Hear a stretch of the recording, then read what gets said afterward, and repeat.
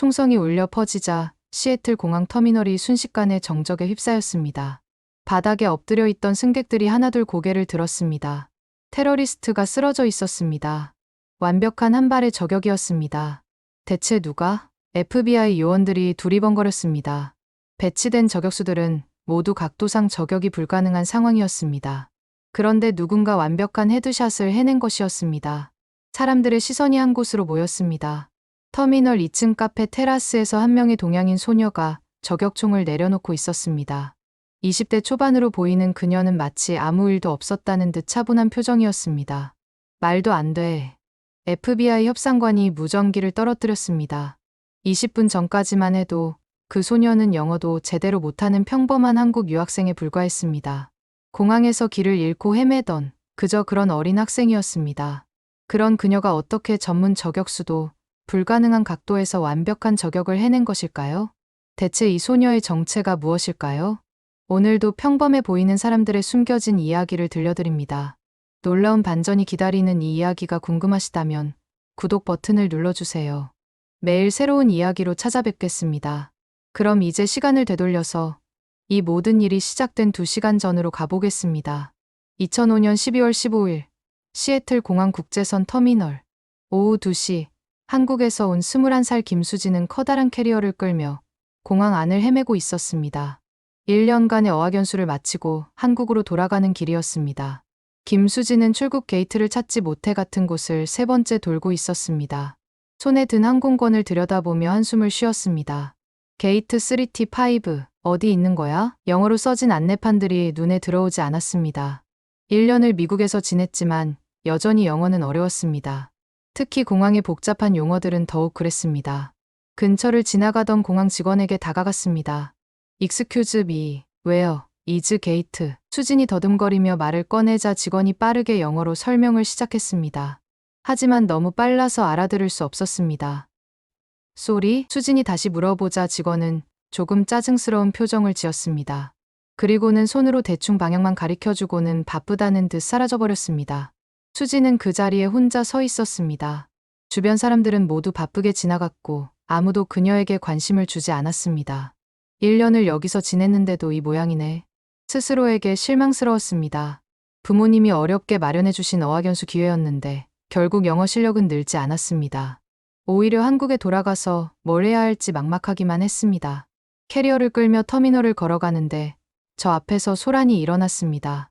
한 무리의 사람들이 모여 있었고 그 가운데서 누군가 큰 소리를 내고 있었습니다. 돈을 내놔. 목소리가 거칠었습니다.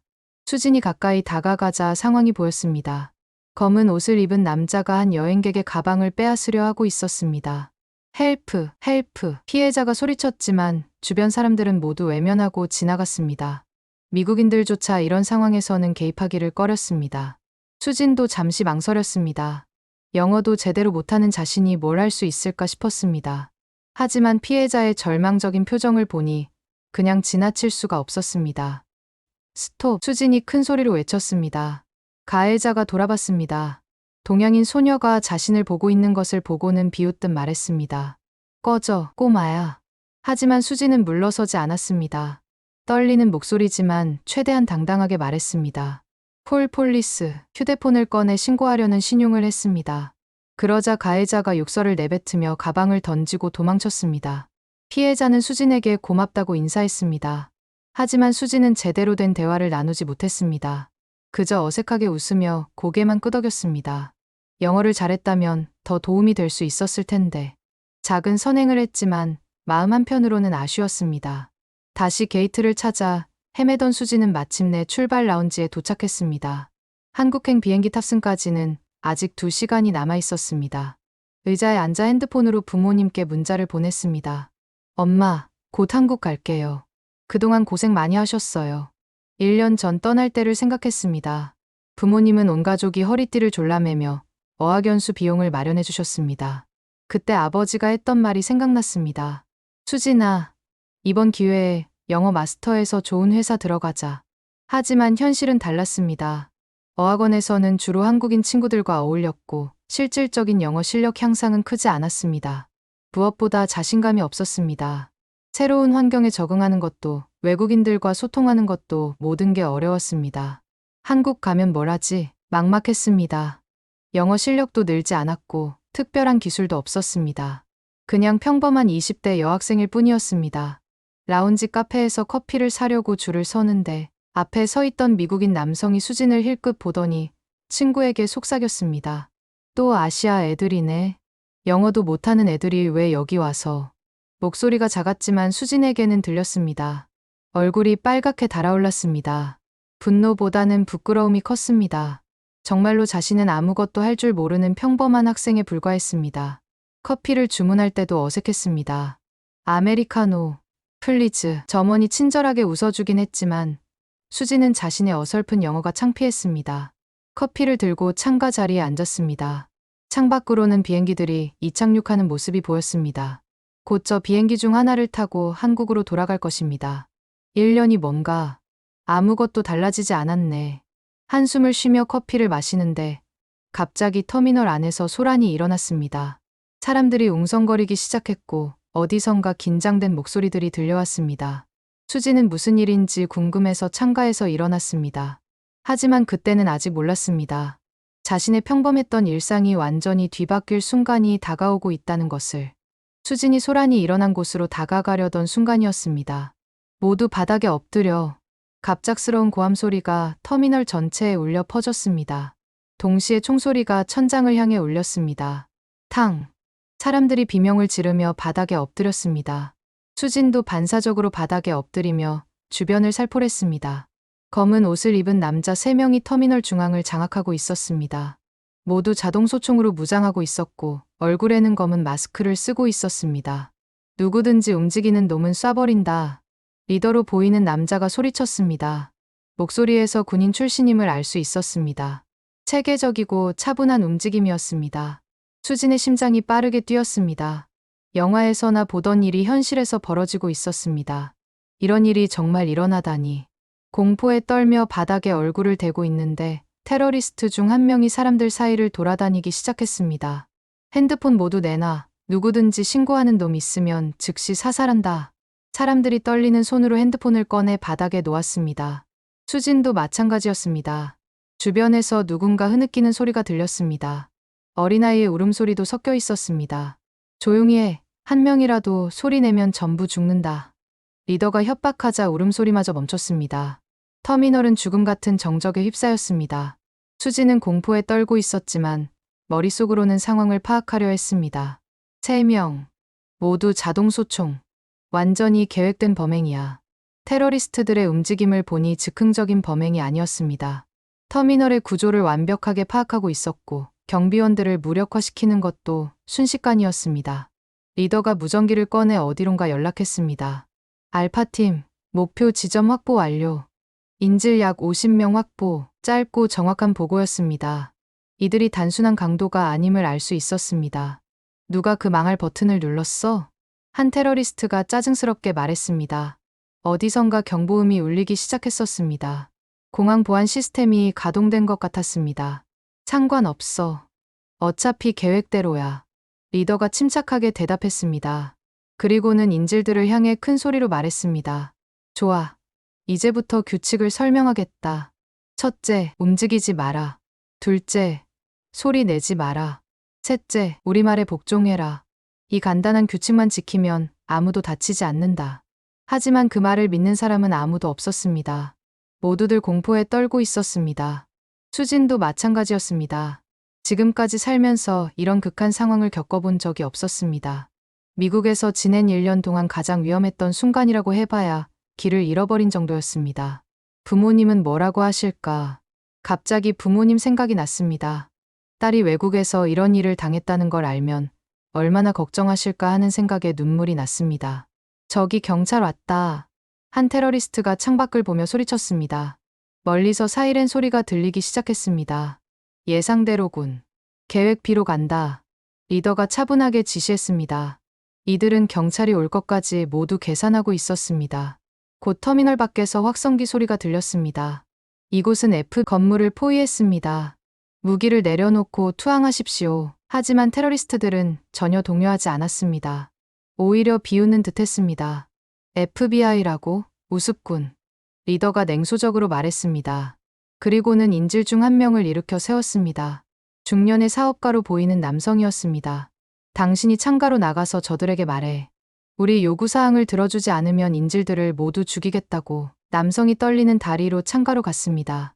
그리고는 떨리는 목소리로 외쳤습니다.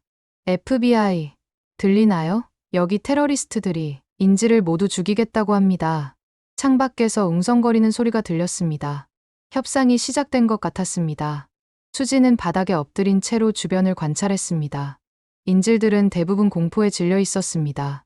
어떤 사람은 기도를 하고 있었고 어떤 사람은 조용히 울고 있었습니다. 자신도 무서웠지만 이상하게도 머릿속은 차분했습니다. 테러리스트들의 위치, 무기 상태, 인질들의 배치, 왜 이런 것들이 자동으로 눈에 들어오는지 자신도 몰랐습니다. 아마 극한 상황에서 생존 본능이 발동한 것 같았습니다.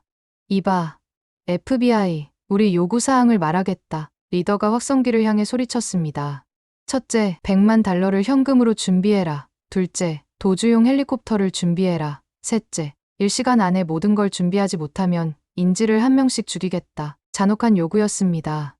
인질들 사이에서 또다시 흐느끼는 소리가 들렸습니다. 수진도 절망적이었습니다. 정말 여기서 죽는 건가? 한국에 돌아가지도 못하고 부모님을 다시 보지도 못하고 이렇게 끝나는 건가 하는 생각이 들었습니다. 하지만 그때 창밖에서 FBI 협상관의 목소리가 들렸습니다. 요구사항을 검토하겠습니다. 시간을 주십시오. 시간. 농담하지 마. 정확히 1시간이다. 리더가 손목시계를 보며 소리쳤습니다. 오후 4시까지 한 분이라도 늦으면 첫 번째 인질이 죽는다. 절망적인 시간이 시작되었습니다. 수지는 바닥에 얼굴을 대고 있으면서도 계속 주변을 관찰했습니다. 그런데 이상했습니다.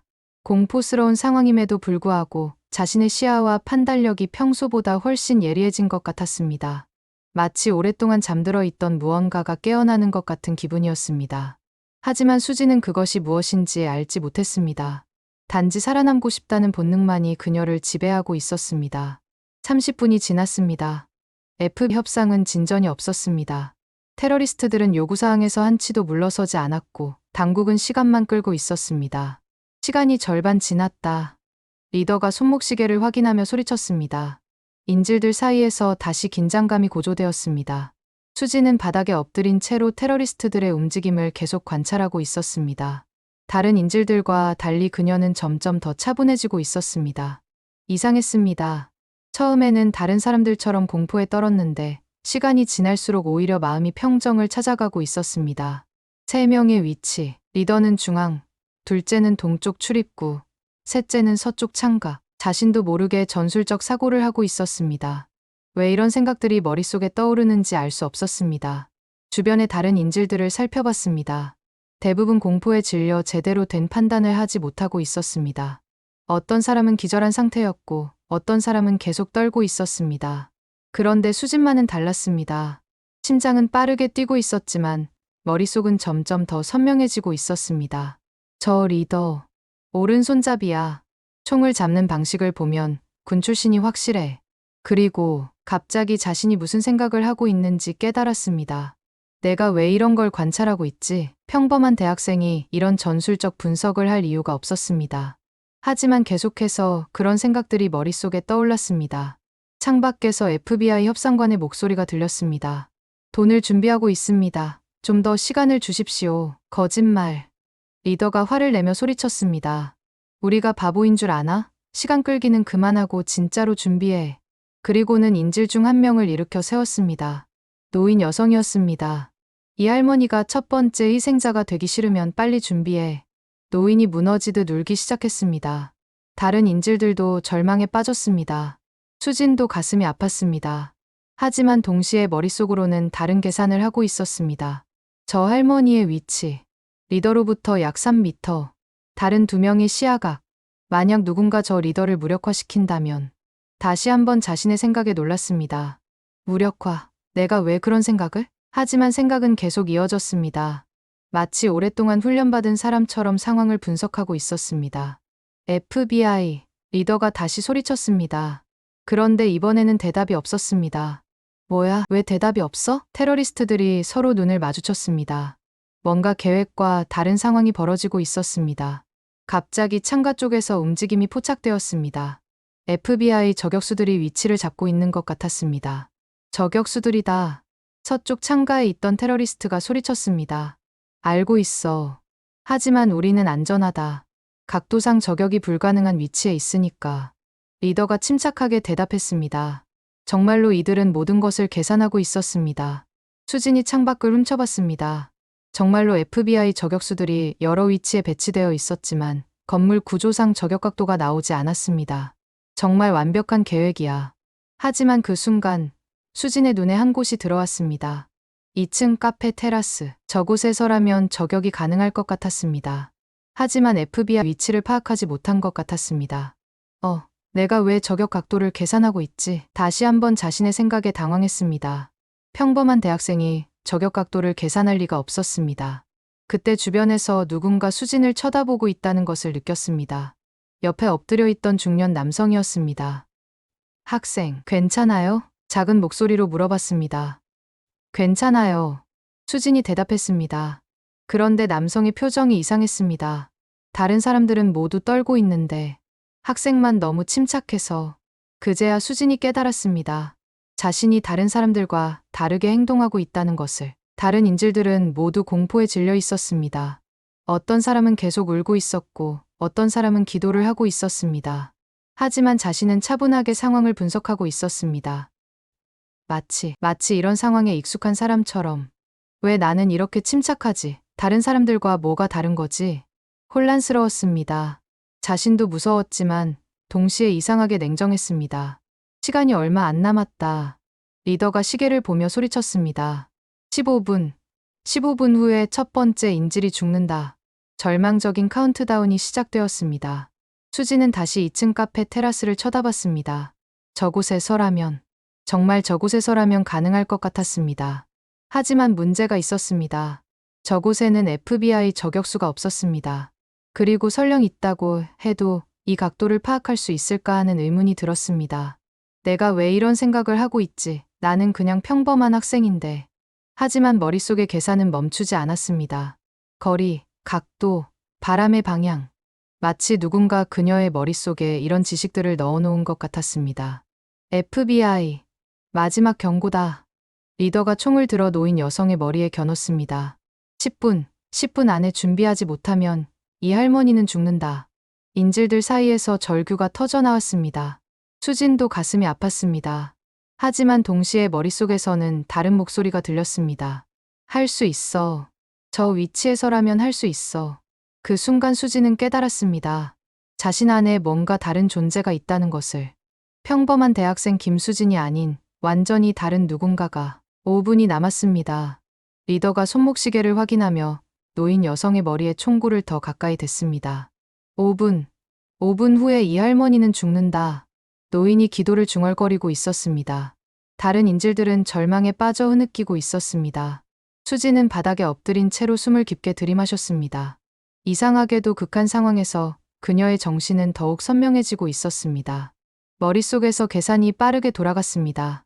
2층 카페 테라스까지의 거리. 약 40m. 저격 각도. 가능해. 바람. 실내니까 영향 없어. 목표물까지의 거리. 약 15m. 자신도 놀랄 만큼 정확한 계산이었습니다. 마치 수년간 이런 계산을 해온 사람처럼. 하지만 저기 가려면 테러리스트들 눈을 피해서 움직여야 해. 주변을 다시 살폈습니다. 3명의 테러리스트들의 시야각을 계산했습니다. 동쪽 출입구 쪽에 있는 두 번째 테러리스트의 시야에 사각지대가 있었습니다. 저쪽으로 기어가면 계단까지 갈 수 있어. 하지만 문제가 있었습니다. 2층에 가봤자 총이 없었습니다.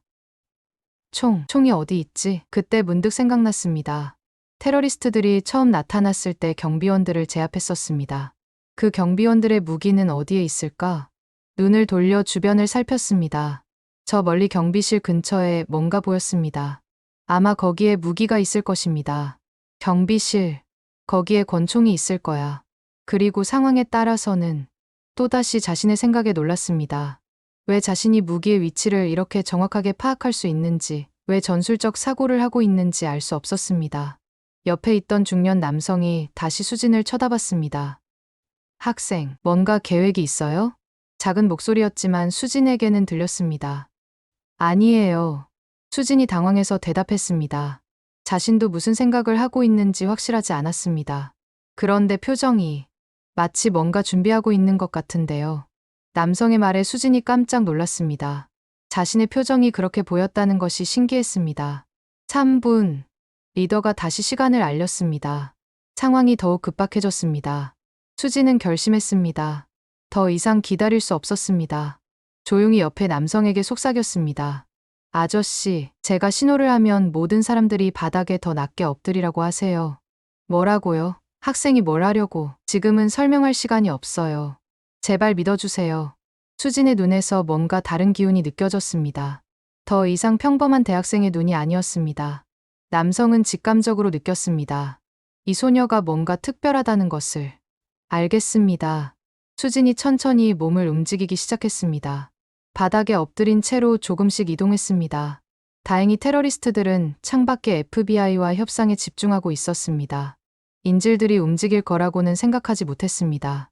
수진의 움직임은 놀라울 정도로 조용했습니다. 마치 훈련받은 요원처럼 소리 없이 이동했습니다. 내가 언제 이런 걸 배웠지? 스스로도 신기했습니다.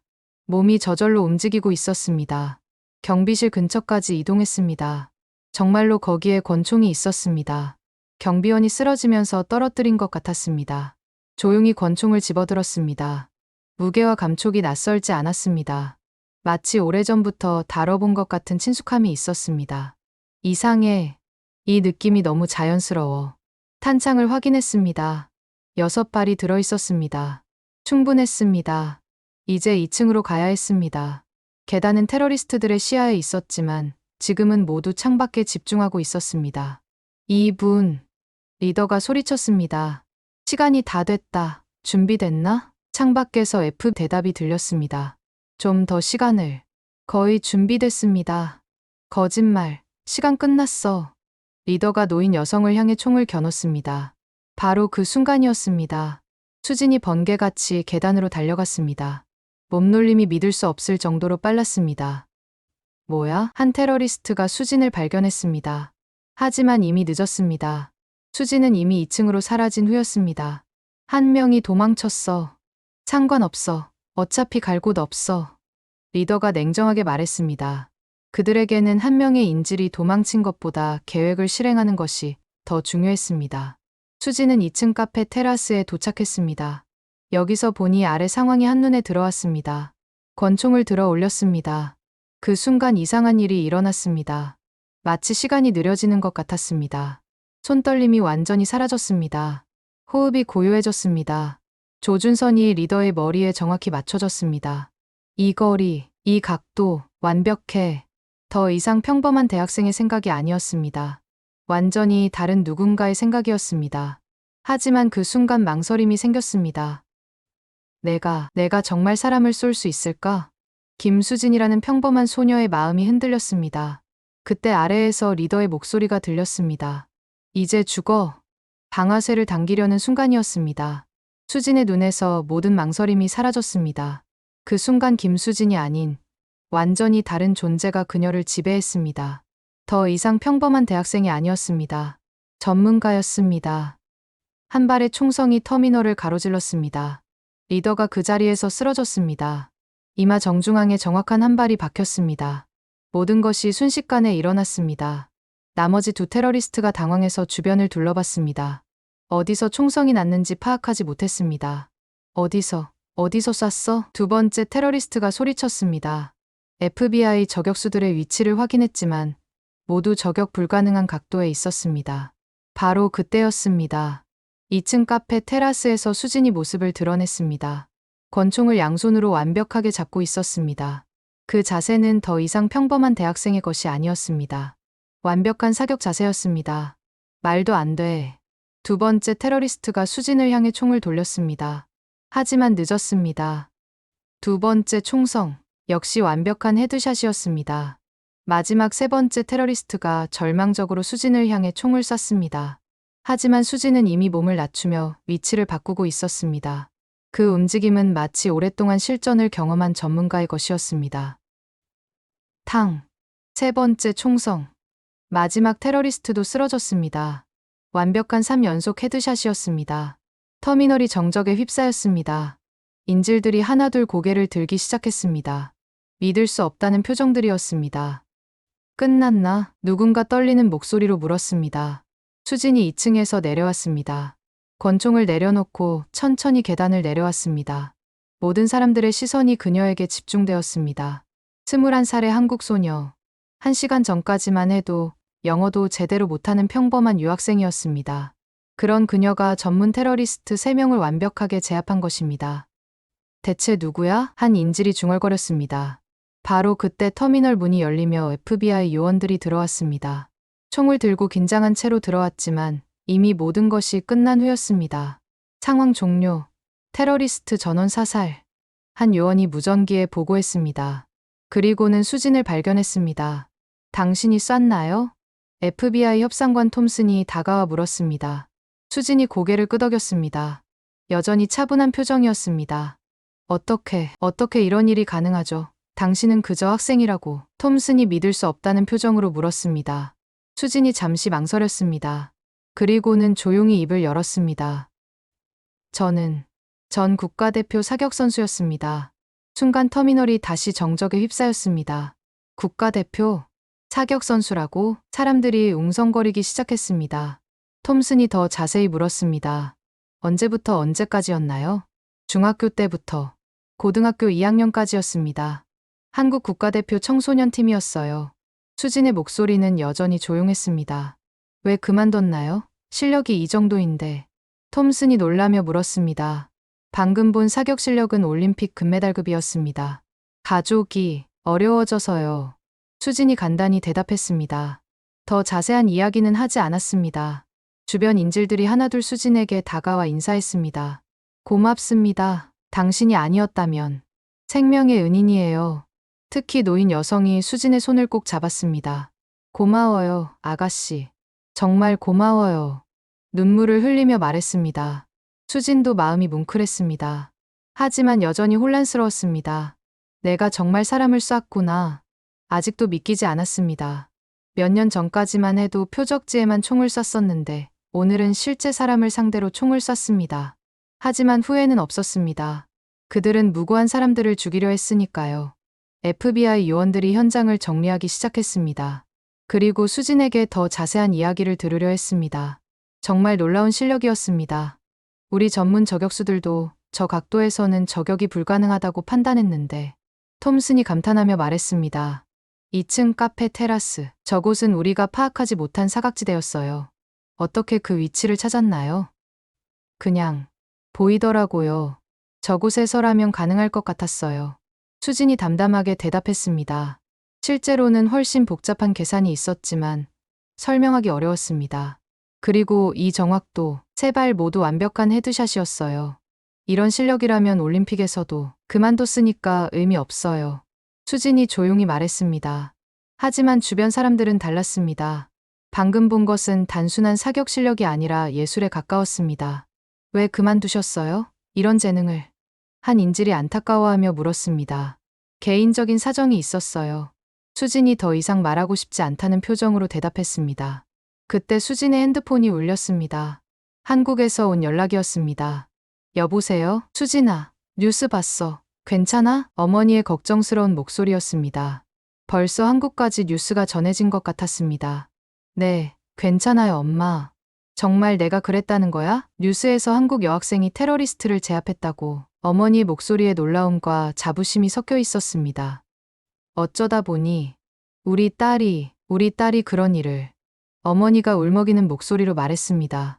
수진도 눈물이 날 것 같았습니다. 오랫동안 숨겨왔던 자신의 진짜 모습을 드러낸 순간이었습니다. 하지만 아직 모든 이야기가 끝난 건 아니었습니다. 사격을 그만둔 진짜 이유는 아직 아무도 모르고 있었으니까요. 1시간 후 시애틀 공항은 완전히 다른 모습이었습니다. 언론진들이 몰려들었고 FBI는 현장을 철저히 조사하고 있었습니다. 그리고 모든 관심의 중심에는 김수진이 있었습니다. 미스 김, 인터뷰 좀 해주시겠어요? 한국 방송국에서 나왔는데요. 당시 상황을 좀 더 자세히 말씀해 주세요. 기자들이 수진을 둘러쌌습니다. 하지만 수진은 여전히 조용했습니다. 죄송하지만 지금은 좀. 미스 김은 우리가 보호하겠습니다. FBI 협상관 톰슨이 나타나 기자들을 막았습니다. 공식 조사가 끝날 때까지는 인터뷰를 제한하겠습니다. 수지는 톰슨에게 고마움을 표했습니다. 이런 관심이 부담스러웠습니다. FBI 임시 사무실에서 정식 조사가 시작되었습니다. 먼저 정확한 신원 확인부터 하겠습니다. 젊은 FBI 요원이 노트북을 켜며 말했습니다.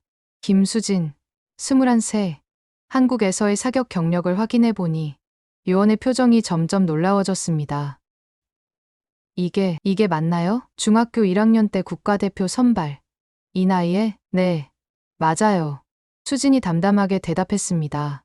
그리고 고등학교 1학년 때 아시아 청소년 선수권 금메달, 세계 청소년 선수권 은메달. 요원이 계속 기록을 읽어나갔습니다. 이 기록들이 사실이라면 당신은 올림픽 금메달 후보였던 거네요. 그렇게 말하는 사람들이 있었죠. 수진의 목소리에 쓸쓸함이 묻어 있었습니다. 톰슨이 궁금해했습니다. 그런데 왜 고등학교 2학년 이후로는 기록이 없죠? 갑자기 모든 대회 참가를 중단했네요. 수진이 잠시 침묵했습니다. 가장 대답하기 어려운 질문이었습니다. 개인적인 사정이라고 했는데 좀 더 자세히 말해줄 수 있나요? 톰슨이 조심스럽게 물었습니다. 수진이 창밖을 바라봤습니다. 오래전 기억들이 떠올랐습니다. 아버지가 사업에 실패하셨어요. 목소리가 작아졌습니다. 사격 선수 활동에는 돈이 많이 들어요. 장비비, 탄약비, 코치비, 그리고 해외 전지훈련비까지. 톰슨이 고개를 끄덕였습니다. 가족이 어려워지면서 더 이상 지원받기가 힘들어졌어요. 국가에서 지원하지 않았나요? 이런 실력이면. 지원은 있었지만 충분하지 않았어요. 특히 개인 장비는 자비로 구입해야 했고. 수진이 한숨을 쉬었습니다. 무엇보다 가족이 너무 힘들어하시는 게 보였어요. 제 꿈 때문에 온 가족이 고생하는 게. 그때 또 다른 FBI 요원이 들어왔습니다. 협상관님, 한국에서 추가 정보가 들어왔습니다. 뭔가요? 김수진 선수에 대한 당시 언론 보도들인데 흥미로운 내용이 있습니다. 요원이 번역된 자료를 읽기 시작했습니다. 2003년 한국 일간 스포츠 기사 천재 사격소녀 김수진 올림픽 최연소 금메달 유력. 2004년 스포츠조선 김수진 세계 신기록 경신 가능성. 수진이 고개를 숙였습니다. 그때의 찬사들이 지금은 너무 무겁게 느껴졌습니다. 그런데 2005년 이후로는 기사가 딱 끊어지네요. 마지막 기사가 천재 소녀 김수진 갑작스런 은퇴 선언. 톰슨이 수진을 바라봤습니다. 정말 돈 때문에만 그만둔 건가요? 다른 이유는 없었나요? 수진이 오랫동안 망설였습니다. 그리고는 조용히 말했습니다. 사실 또 다른 이유가 있었어요. 모든 사람들이 수진에게 집중했습니다. 제가 사격을 너무 잘해서 주변에서 부담을 느끼기 시작했어요. 부담이요? 같은 팀 언니들이 저 때문에 국가대표에서 밀려나기 시작했거든요. 수진의 목소리가 더욱 작아졌습니다. 처음에는 잘해준다고 생각했는데 시간이 지나면서 분위기가 이상해졌어요. 설마 왕따까지는 아니었지만 힘들었어요. 아무리 실력이 좋아도 팀 분위기가 나쁘면. 톰슨이 이해한다는 표정으로 고개를 끄덕였습니다. 그래서 국가대표에서 나온 거군요. 그리고 개인적으로 계속하려고 했는데 역시 비용 문제가 크더라고요. 수진이 쓸쓸하게 웃었습니다. 그렇게 꿈을 포기하게 된 거예요. 잠시 침묵이 흘렀습니다. 톰슨이 조심스럽게 물었습니다. 그런데 오늘 보여준 실력을 보면 전혀 녹슬지 않았는데요. 몇 년 동안 안 했는데도 혼자서 연습했어요. 수진이 솔직하게 대답했습니다. 미국 와서도요? 가끔 사격장에 가서 추억 삼아서요.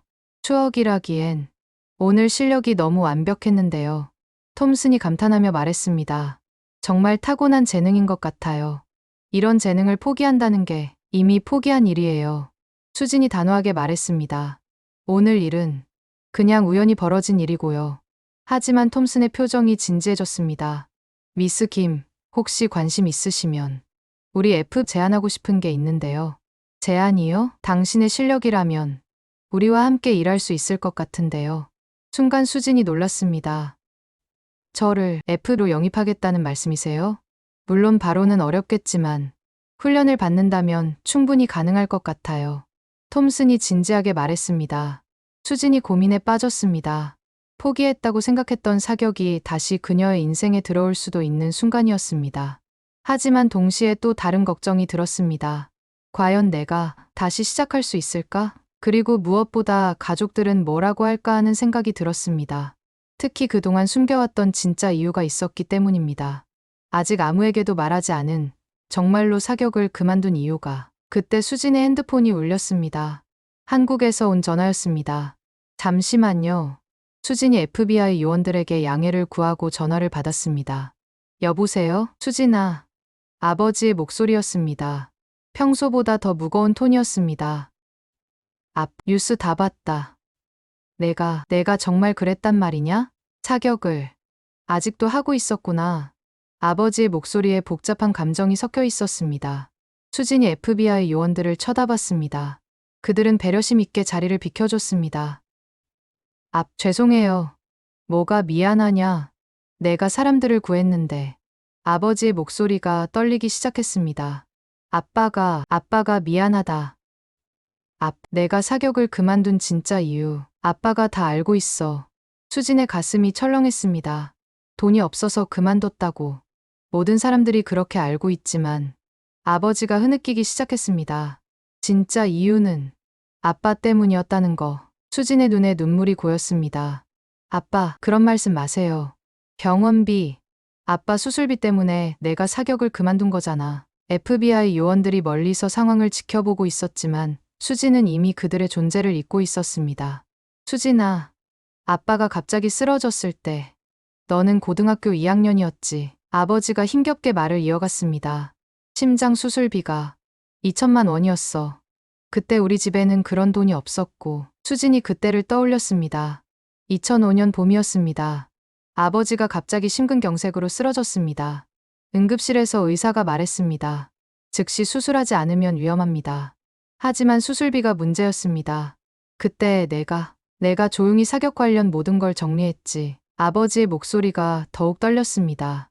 총, 장비, 메달들 다 팔아서 아빠 수술비를 마련했다는 걸. 아빠가 모를 줄 알았니? 수진이 그때의 기억을 떠올렸습니다.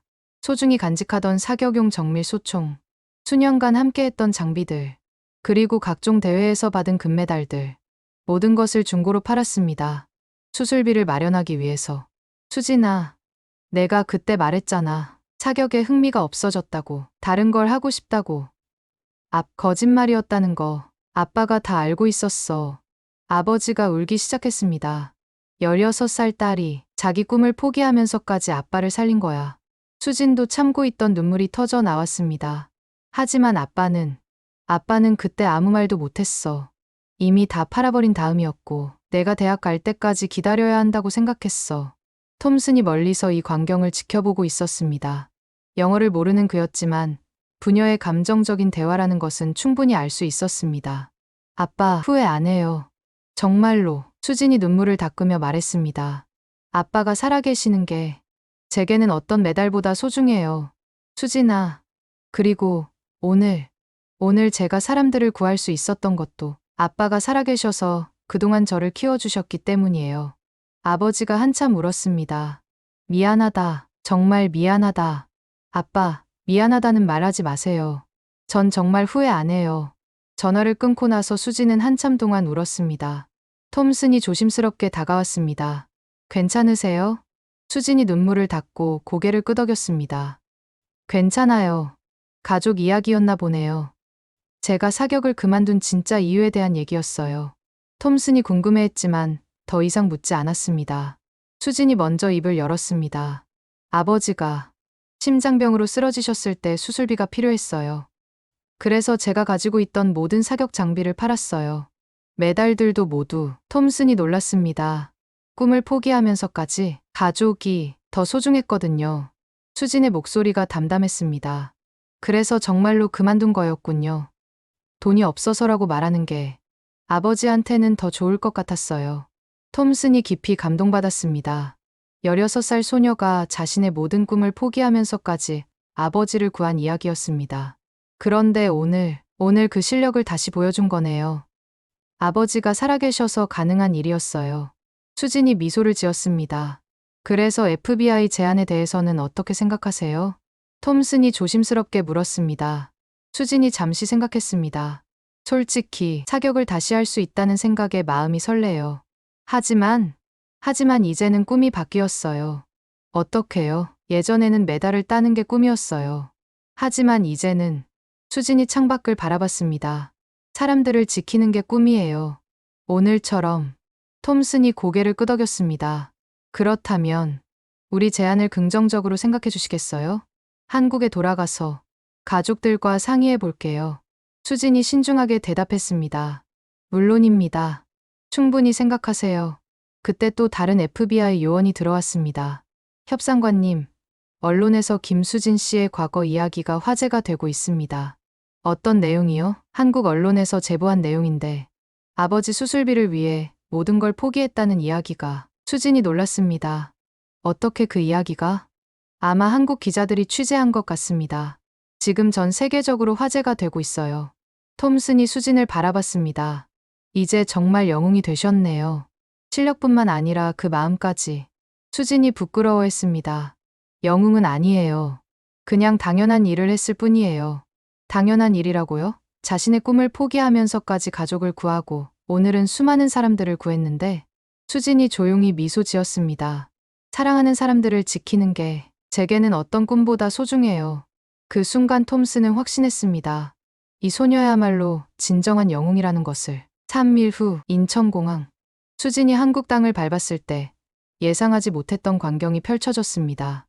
수십 명의 기자들과 카메라가 그녀를 기다리고 있었습니다. 그리고 그 가운데 가족들이 서 있었습니다. 수진아, 어머니가 달려와 수진을 꽉 안았습니다. 두 사람 모두 눈물을 흘렸습니다. 엄마, 우리 딸, 정말 대단한 일을 했구나. 아버지도 다가왔습니다. 예전보다 훨씬 건강해 보이는 모습이었습니다. 수진아, 고마워. 그리고 미안해. 아버지가 수진의 손을 꼭 잡았습니다. 아빠는 이제 괜찮아요. 그러니까 아빠도 이제 괜찮다고 하세요. 수진이 눈물을 닦으며 말했습니다. 기자들이 몰려들었지만 가족들은 수진을 감쌌습니다. 수진 씨, 미국에서 어떤 기분이었나요? FBI 제안에 대해서는 어떻게 생각하세요? 앞으로 계획이 있으신가요? 수진이 가족들과 상의하듯 눈을 마주쳤습니다. 그리고는 기자들을 향해 차분하게 말했습니다. 우선 가족들과 충분히 이야기를 나눠보겠습니다. 중요한 결정이니까요. 집으로 돌아가는 차 안에서 가족들은 조용했습니다. 하지만 따뜻한 침묵이었습니다. 수진아, 어머니가 먼저 입을 열었습니다. 정말 제안했다는 거야? 훈련을 받으면 함께 일할 수 있다고 하셨어요. 아버지가 걱정스럽게 물었습니다. 위험하지 않을까? 위험할 수도 있어요. 하지만 수진이 창밖을 바라봤습니다. 사람들을 지킬 수 있는 일이에요. 그게 내가 정말 하고 싶은 일이니? 어머니가 조심스럽게 물었습니다. 수진이 고개를 끄덕였습니다. 예전에는 메달이 전부였어요. 하지만 이제는 알겠어요. 제 재능이 왜 주어졌는지. 집에 도착해서 온 가족이 둘러앉았습니다. 오랜만에 함께하는 저녁 식사였습니다. 그런데 미국에서 살아야 하는 거 아니야? 어머니가 걱정했습니다. 아직 확실하지 않아요. 하지만 만약 그렇게 된다면. 수진이 부모님을 바라봤습니다. 가끔 한국에 와서 뵐 수 있을 거예요. 아버지가 수진의 손을 잡았습니다. 수진아, 내가 원하는 일을 해라. 우리는 내가 행복하기만 하면 돼. 하지만 아빠도 엄마도 걱정되실 텐데. 걱정은 되지. 하지만 우리 딸이 사람들을 구하는 일을 한다는 게 자랑스러워. 어머니도 고개를 끄덕였습니다. 우리 수진이가 영웅이 된 거잖아. 영웅은 아니에요. 왜 아니야? 자기 꿈까지 포기하면서 아빠를 구했고 이번에는 그 많은 사람들을 구했는데. 수진이 부끄러워했습니다. 그날 밤 수진은 오랜만에 자신의 방에서 잠들었습니다. 벽에는 예전에 받았던 상장들이 아직 걸려 있었습니다. 하지만 이제 그 의미가 달라졌습니다. 과거의 영광이 아니라 앞으로의 희망을 위한 발판이 된 것 같았습니다. 이틀 후 수진은 결정했습니다. 전화를 걸었습니다. 톰슨 협상관님, 김수진입니다. 미스 김, 어떻게 결정하셨나요? 제안을 받아들이고 싶습니다. 정말요? 가족들께서는 뭐라고 하시던가요? 응원해주세요. 사람들을 지키는 일이라면 기꺼이 하라고요. 톰슨의 기쁜 목소리가 들렸습니다. 훌륭한 결정입니다. 언제 오실 수 있나요? 준비되는 대로 갈게요. 한 달 후, 수지는 다시 미국행 비행기에 올랐습니다. 이번에는 떠나는 마음이 완전히 달랐습니다. 불안하고 막막했던 작년과는 다르게 이번에는 명확한 목표가 있었습니다. 비행기 창밖을 바라보며 수지는 생각했습니다. 사격을 포기했을 때는 끝이라고 생각했는데, 하지만 진짜 끝은 없었습니다. 포기한 것처럼 보였던 꿈이 다른 모습으로 돌아온 것입니다. FBI 훈련소에서의 생활은 쉽지 않았습니다. 하지만 수지는 포기하지 않았습니다. 사격 실력은 여전히 뛰어났고 다른 분야의 훈련도 열심히 받았습니다. 김, 너는 정말 특별해. 동기 훈련생이 감탄했습니다. 어떻게 그렇게 정확하게 쏠 수 있어? 연습이요. 그리고 수진이 미소를 지었습니다. 지키고 싶은 사람들이 있어서요. 6개월 후 수진은 정식 FBI 요원이 되었습니다. 졸업식 날 부모님이 미국까지 와주셨습니다. 우리 딸, 정말 자랑스럽다. 아버지가 수진의 어깨에 FBI 배지를 달아주며 말했습니다. 아빠, 이 모든 게 아빠가 계셔서 가능한 일이었어요. 이제 정말 새로운 시작이구나. 어머니가 눈물을 닦으며 말했습니다. 그 후로 수지는 많은 임무를 수행했습니다. 인질 구출 작전, 테러 진압, 각종 위험한 상황들. 하지만 그때마다 그녀는 시애틀 공항에서의 그날을 떠올렸습니다. 평범한 대학생이었던 자신이 사람들을 구한 그 순간을, 그리고 깨달았습니다. 진정한 영웅은 특별한 사람이 아니라 남을 위해 행동할 용기가 있는 사람이라는 것을. 지금 이 순간에도 수지는 어디선가 사람들을 지키고 있습니다. 한때 포기했던 꿈이 더 큰 꿈이 되어 돌아온 것처럼 말입니다. 여러분은 어떤가요? 지금 포기하려는 것이 있다면 혹시 그것이 다른 모습으로 다시 찾아올 수도 있지 않을까요? 그리고 여러분 주변에 지켜야 할 소중한 사람들이 있다면 그들을 위해 어떤 용기를 낼 수 있을까요? 김수진의 이야기는 우리에게 말해줍니다. 진정한 영웅은 멀리 있는 것이 아니라 바로 우리 안에 있다는 것을. 3년 후 2008년 여름 워싱턴 DC에 있는 FBI 본부 건물. 수지는 이제 베테랑 요원이 되어 있었습니다. 김 요원, 회의실로 와주세요. 상급자의 부름을 받고 수진이 회의실로 향했습니다. 그곳에는 익숙한 얼굴이 있었습니다. 톰슨님, 그때 그녀를 영입했던 톰슨이 미소를 지으며 일어났습니다. 수진, 오랜만이야. 많이 성장했네. 무슨 일로 저를. 특별한 임무가 있어서 말이야. 톰슨이 파일을 건네주었습니다. 한국에서 온 요청이야. 수진이 파일을 열어보니 놀라운 내용이 들어있었습니다. 국제 청소년 사격 대회? 맞아. 서울에서 열리는 대회인데 한국 정부에서 특별히 요청했어. 보안 담당을 너에게 맡기고 싶다고. 제가요? 내가 한국인이기도 하고 사격에 대해 누구보다 잘 알잖아. 게다가 톰슨이 의미심장하게 웃었습니다. 이번 대회에 특별한 의미가 있거든. 수진이 자세히 파일을 읽어보니 이해할 수 있었습니다. 김수진 기념대회? 맞아. 내 이름을 딴 대회야. 내가 보여준 용기와 희생을 기리기 위해서 만들어진 거지. 수진이 당황했습니다. 제 이름을. 내가 한국 사격계에 미친 영향이 얼마나 큰지 몰라? 내 이야기를 듣고 사격을 시작한 아이들이 정말 많아. 그런가요? 특히 어려운 환경에 있는 아이들에게 희망을 줬다고 해. 수진의 마음이 뭉클해졌습니다. 일주일 후 수진은 3년 만에 한국 땅을 밟았습니다. 인천공항에는 이번에도 기자들이 있었지만 예전만큼 많지는 않았습니다. 오히려 더 좋았습니다. 수진아, 가족들이 마중 나와 있었습니다. 아버지는 이제 완전히 건강해 보였고 어머니는 딸을 보는 자부심이 얼굴에 가득했습니다. 엄마, 아빠, 우리 딸 진짜 멋있어졌네. 어머니가 FBI 유니폼을 입은 수진을 보며 감탄했습니다. 아직 애기 같은데. 아버지가 웃으며 말했습니다. 집으로 가는 길에 수진은 서울의 변화에 놀랐습니다. 3년 사이에 많은 것이 바뀌어 있었습니다. 수진아, 내가 유명해진 거 알아? 어머니가 자랑스럽게 말했습니다. 유명하다니요? 학교에서도 너를 롤모델로 소개하고 사격장에는 내 사진이 걸려 있어. 진짜요? 그리고 내 이야기를 다룬 책도 나왔어. 수진이 놀랐습니다. 책이요? 포기하지 않는 꿈이라는 제목이야. 청소년들 사이에서 인기가 많대. 아버지가 덧붙였습니다. 많은 아이들이 너를 보고 꿈을 포기하지 않게 됐다고 해. 이틀 후 수진은 대회장인 테름 국제사격장을 찾았습니다. 입구에 걸린 현수막을 보고 수진은 할 말을 잃었습니다. 제1회 김수진 기념 국제 청소년 사격대회. 자신의 이름이 이렇게 크게 걸려 있는 것이 믿기지 않았습니다. 김수진 요원님? 한 남성이 다가왔습니다. 대한사격연맹 사무총장 이정우입니다. 만나 뵙게 되어 영광입니다. 아, 안녕하세요. 정말 감사합니다. 이번 대회 보안을 맡아주셔서. 당연히 해야 할 일이죠. 수진이 겸손하게 대답했습니다. 그런데 정말 제 이름을 딴 대회인가요? 물론입니다. 선수님의 이야기가 얼마나 많은 청소년들에게 감동을 줬는지 아세요? 이정호가 열정적으로 설명했습니다. 특히 어려운 환경의 아이들에게 포기하지 않으면 된다는 희망을 줬어요. 사격장 안을 둘러보니 정말 많은 청소년들이 연습하고 있었습니다. 저기 보이는 아이들이 이번 대회 참가자들이에요.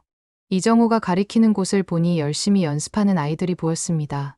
다들 김수진 선수님을 롤모델로 삼고 있어요. 정말요? 특히 저기 있는 이민지라는 아이는 한 여학생이 눈에 들어왔습니다. 수진과 비슷한 나이로 보이는 아이였습니다. 집안 사정이 어려워서 사격을 포기하려고 했는데 선수님 이야기를 듣고 다시 시작했어요. 수진의 마음이 찡했습니다. 혹시 그 아이와 이야기할 수 있을까요? 물론이죠. 이정호가 민지를 불러왔습니다. 민지야, 김수진 선수님이야. 민지가 놀란 눈으로 수진을 바라봤습니다. 정말 김수진 선배님이세요? 선배라고 부르기엔 나이 차이가 별로 안 나는 것 같은데. 수진이 웃으며 말했습니다. 언니라고 불러도 될까? 네, 언니. 민지의 눈이 반짝였습니다. 언니 이야기 정말 많이 들었어요.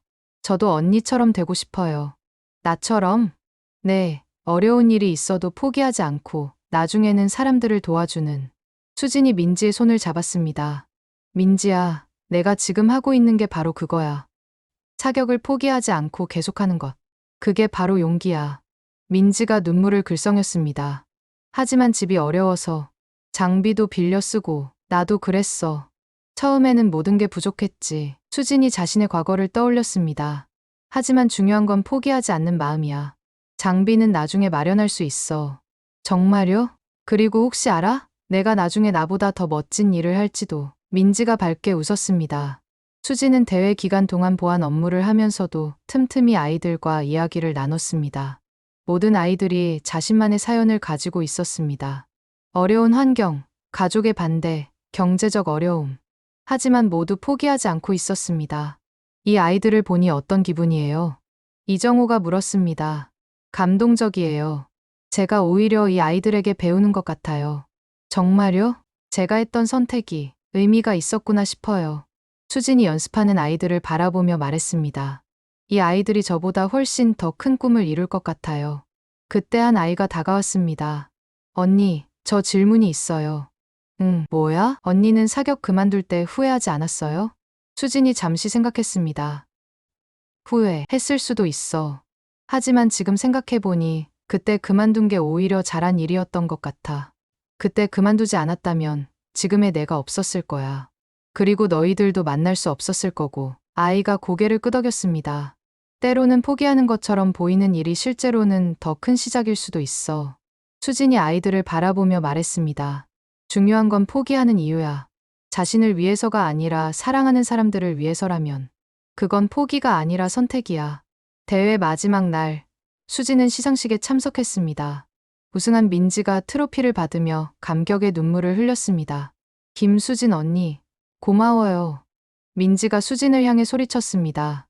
언니가 없었다면 제가 여기 서 있을 수 없었을 거예요. 수진도 눈물이 났습니다. 자신이 포기했다고 생각했던 꿈이 이렇게 많은 아이들의 꿈이 되어 돌아온 것입니다. 진정한 승리는 혼자 이루는 것이 아니라 함께 이루는 것임을 깨달았습니다.